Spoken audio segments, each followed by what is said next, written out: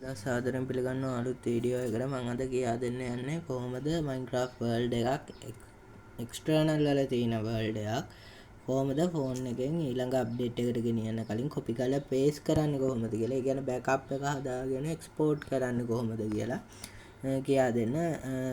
මුලින්ම ඔයාලන්ට මේ set archiver කියන app එක දාගන්න වෙනවා. set archiver එකට ගියාට පස්සේ ඔයා external වලට දාලා නම් තියන්නේ Android වලට යන්න.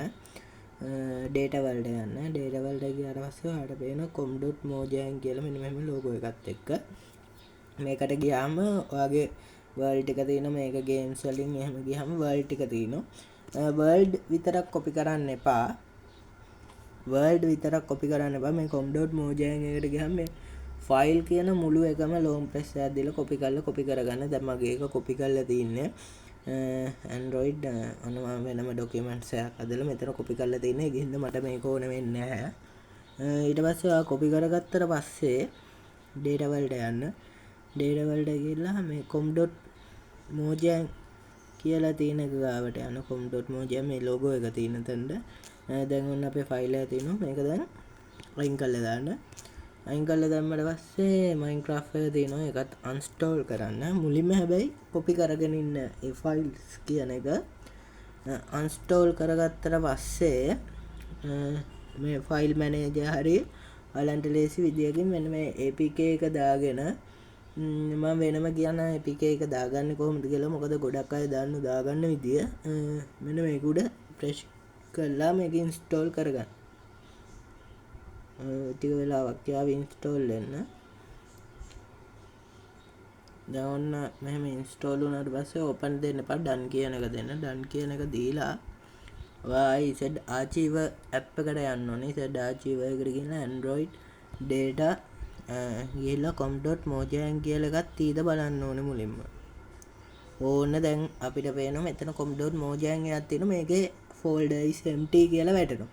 ඕපන් කරන්න එපා. ඕපන් කරන්න කලින් මං කියපු විදියට ස්ටෙප් එක කරන්න. කිසිම ස්ටෙප් එකක් වරද්දන්න එපා. වැරද්දුවොත් ඉතින් ආයි සෝරිම තමයි. ඊට පස්සේ අපි copy කරගත්තු ෆයිල් එක දැන් මම මේකේ copy කරලා තින්නේ. long press එකක් දීලා copy කියන එක දෙනවා. copy කියන එක දීලා මෙතනින් device storage වලට ගිහලා ආයි Android data අර com.mojang ෆයිල් එක empty folder is empty කියන තැනට ගිහලා දැන් මේ ඉන්න com.mojang එකේ මම ආයි පෙන්නනවා. මෙන්න com.mojang එතනට ගිහලා paste කරා. paste කරාම screen එක off වෙන්න දෙන්න එපා. ඒකෙන් keep the screen from turn off කියන එක දෙන්න. ඊට පස්සේ ඔයාලන්ට ටික වෙලාවක් යද්දි මේ ෆයිල් එක මෙතන copy වෙනවා. මොන දැන් වෙද්දි මගේ ෆයිල් එක copy වෙලා තියෙනවා. දැන් ඔන්න files games com.mojang worlds වලට ගියාම ඔන්න මගේ worlds 7ම තියෙනවා. කීයක් හරි ඒක වැඩක් නැහැ. කොහොම හරි දැන් තියෙන Minecraft එකට log වෙන්න. බාර එන මලහත්ති ලව් ටිකට ලව් දීලා ඔක්කොම කරගන්න.